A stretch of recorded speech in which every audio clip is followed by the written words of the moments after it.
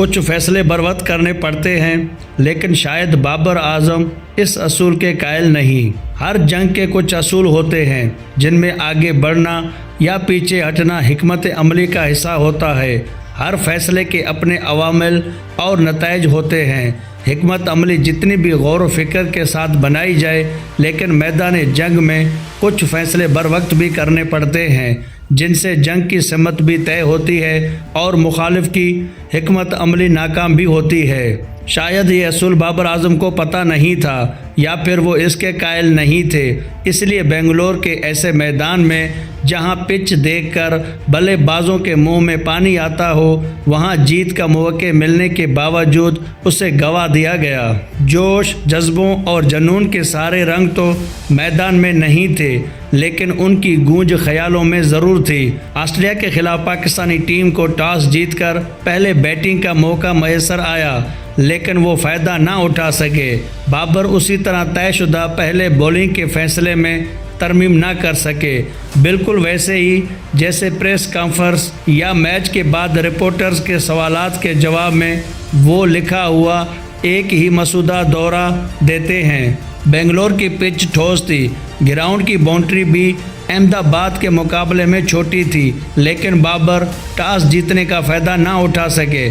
شاید اس کی یہ بھی وجہ ہو کہ وہ سری لنکا کے خلاف بھاری بھرکم ہدف کو عبور کر چکے تھے، اس لیے خود کو ہدف کے کامیاب تعاقب کا شہنشاہ تصور کر رہے تھے، مگر وہ بھول گئے کہ پاکستان ٹیم کی تاریخ ہدف عبور کرنے میں بہت خراب ہے۔ ہمارے لیے اکثر مختصر سے ہدف بھی کوہ ہمالیہ بنتے رہے ہیں۔ پاکستان ٹیم کی روایت بھی دلچسپ ہے، وہ اپنی خراب بولنگ سے مخالف ٹیم کے آؤٹ آف فارم بلے بازوں کو فارم میں لے آتے ہیں اور بزدلانہ بیٹنگ سے دوسرے درجے کے لیگ اسپنر جیسے ایڈن زمپا کو ہیرو بنا دیتے ہیں۔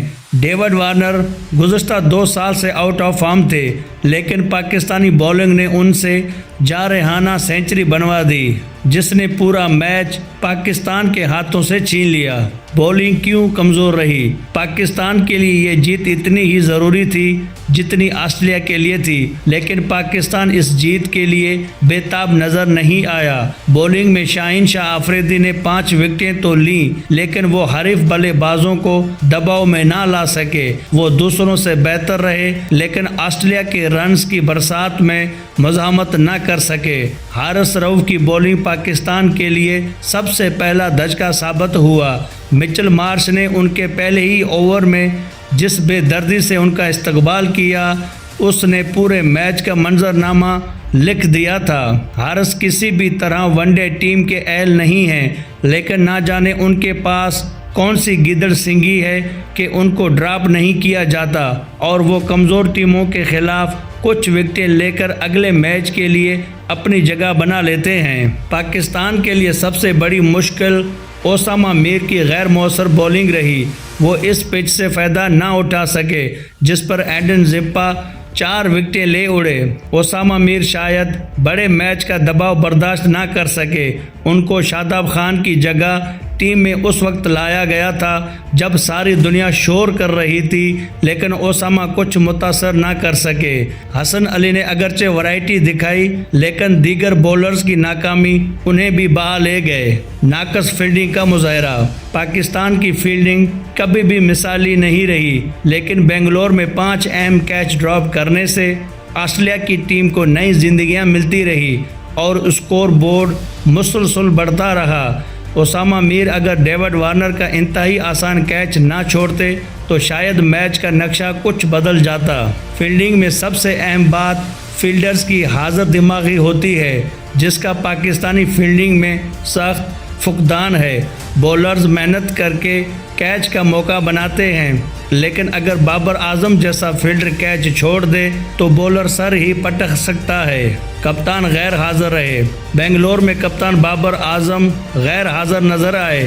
وہ بولرز کے ساتھ ہم آہنگی سے فیلڈنگ کے مطابق بولنگ کروانے سے قاصر رہے۔ اچھا کپتان کھیل کی صورتحال کے مطابق بولنگ میں تبدیلی لاتا ہے اور بولرز کو ایک منصوبہ بنا کر دیتا رہتا ہے تاکہ حریف بلے باز غلطی کرے اور آؤٹ ہو جائے، مگر ایسا لگ رہا تھا کہ بابر نے دوران میچ ہی ذہنی طور پر بولرز کی ناکامی کو تسلیم کر لیا۔ وہ بولرز کو فیلڈ کے مطابق بولنگ کرنے پر مجبور نہ کر سکے۔ اگر افتخار سے کل مسلسل بولنگ کروانی تھی تو گزشتہ میچوں میں بھی ان سے بولنگ کروائی جاتی، لیکن اچانک ان سے طویل اسپیل کروانا ٹیم کو زیادہ فائدہ نہ پہنچا سکا۔ حیرت کی بات یہ ہے کہ بابر افتخار احمد اور محمد نواز کے 10 اوورز مکمل نہ کروا سکے، جبکہ وہ بہتر بولنگ کر رہے تھے۔ شاید ان کا انحصار مہنگے بولر حارث رؤف پر زیادہ تھا اور یہی اعتماد ٹیم کو لے ڈوبا۔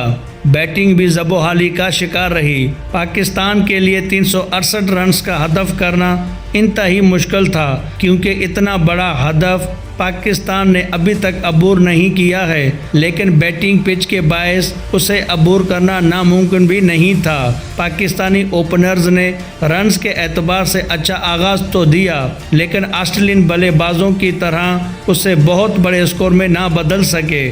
دونوں اوپنرز نے چوکے اور چھکے تو لگائے، لیکن ہر گیند پر رنز نہ لے سکے۔ سنگلز کی کمی کے باعث ہدف کا دباؤ مسلسل بڑھتا رہا، جو اننگز کے وسط میں آ کر انتہائی مشکل ہو گیا۔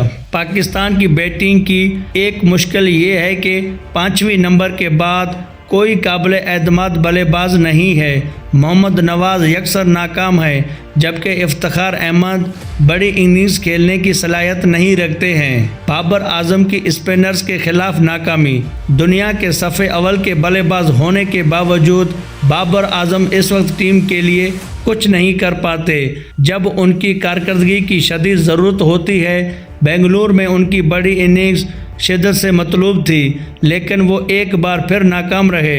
وہ اس ورلڈ کپ میں دوسری دفعہ ایک ہی جگہ پر اسپنر کی گیند پر کیچ آؤٹ ہوئے ہیں۔ ایڈن زمپا کی ایک فلپر کو وہ پل کرتے ہوئے کیچ آؤٹ ہو گئے، جس کے بعد ٹیم کی بیٹنگ لڑکھڑا گئی۔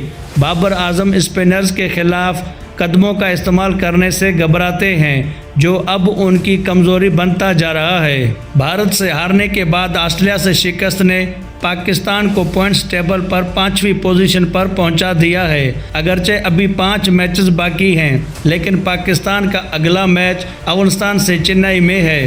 افغانستان انگلینڈ کو شکست دے کر خطرناک حریف بن چکی ہے۔ چنئی کے پچ اسپن بولرز کو مدد دیتی ہے اور افغانستان کو اسپن بولنگ کے شعبے میں برتری حاصل ہے۔ اگر پاکستان اس میچ میں کامیاب نہیں ہو سکا تو باقی میچوں میں جیت کی امید انتہائی کم ہو جائے گی۔ اس شکست نے پاکستان کی بولنگ میں پوزیشن کو صرف کمزور نہیں کیا، بلکہ آسٹریلیا کی پوزیشن کو بہتر اور ان کے اعتماد کو تقویت بھی دی ہے۔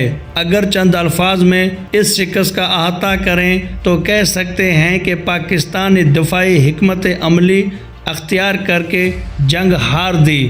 شاید ٹیم کے مینجمنٹ کو معلوم نہیں ہے کہ حملہ کرنا ہی سب سے بہترین دفاع ہوتی ہے۔